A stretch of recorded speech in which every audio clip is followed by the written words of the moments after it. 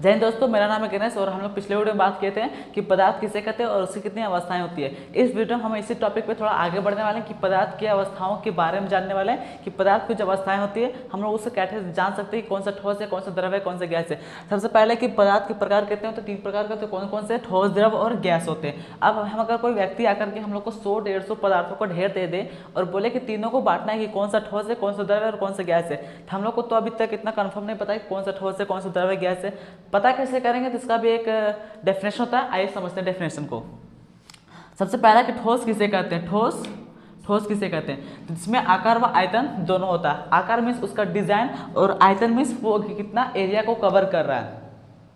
ठीक है, जैसे लकड़ी, लोहा, ईंट आदि। लकड़ी का अपना एक डिजाइन होता है, लोहा का अपना एक डिजाइन होता है, साथ ही उसका एक आयतन भी होता है। मतलब ये 10 सेंटीमीटर क्यूब का एरिया कवर कर रहा है, तो ये इतना एरिया को कवर करेगा ही करेगा। ठीक है, अब समझते हैं कि द्रव किसे कहते हैं, तो जिसका केवल आयतन होता है और उसका आकार नहीं होता है। अब द्रव जो होता है उसमें सिर्फ आयतन मिलेगा, आपको आकार नहीं मिल पाएगा। अब ऐसा क्यों होता है वो समझते हैं।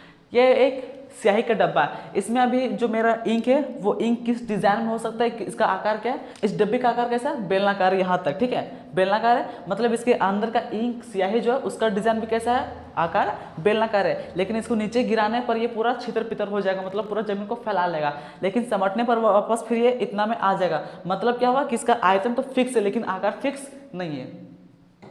आई थिंक आपको द्रव समझ में आ चुका होगा। ठीक है, अब समझते हैं कि गैस किसे कहते हैं। गैस, एक बार द्रव का एग्जांपल देख लीजिए। पानी, तेल, दूध इत्यादि जितने भी लिक्विड चीजें हैं सारे सारे द्रव कहलाते हैं। ठीक है, अब समझते हैं कि गैस किसे कहते हैं। गैस, तो जिसका आकार व आयतन दोनों ही नहीं होता। पहले तो हम लोग को दोनों मिल गया, दूसरा में सिर्फ आयतन मिला, और तीसरा गैस में कि आयतन भी नहीं होगा और आकार भी नहीं होगा। अब समझते हैं कि आकार कैसे नहीं होता है। पहले यहाँ पर है आकार, तो आकार को पहले समझते हैं कि आकार कैसे नहीं होता। मान के चलिए कि एक बैलून में हम लोग ऑक्सीजन डाल दिए। हमारे एनवायरनमेंट में तरह तरह की गैसें पाए जाते हैं, ऑक्सीजन, हाइड्रोजन। अब हम लोग एक बैलून के अंदर सिर्फ ऑक्सीजन डालें, सिर्फ ऑक्सीजन, एंड जैसे बैलून को हम लोग फोड़ेंगे तो ये ऑक्सीजन क्या होगा, रिलीज होते ही पूरा एनवायरनमेंट में फैल जाएगा। मतलब इसका आकार फिक्स नहीं है, मुक्त छोड़ने पर ये अपना आकार बदल सकता है। ठीक है, अब समझते हैं इसका आयतन कैसे नहीं है। तो गैस जो होती है वो गर्म करने पर अपना आयतन बढ़ा लेती है और ठंडा करने पर अपना आयतन कम कर लेती है। मतलब कि गैस में ना आकार मिलने वाला है ना ही आयतन। इसमें एग्जाम्पल क्या हो सकता है, ऑक्सीजन, नाइट्रोजन, कार्बन डाइऑक्साइड आदि।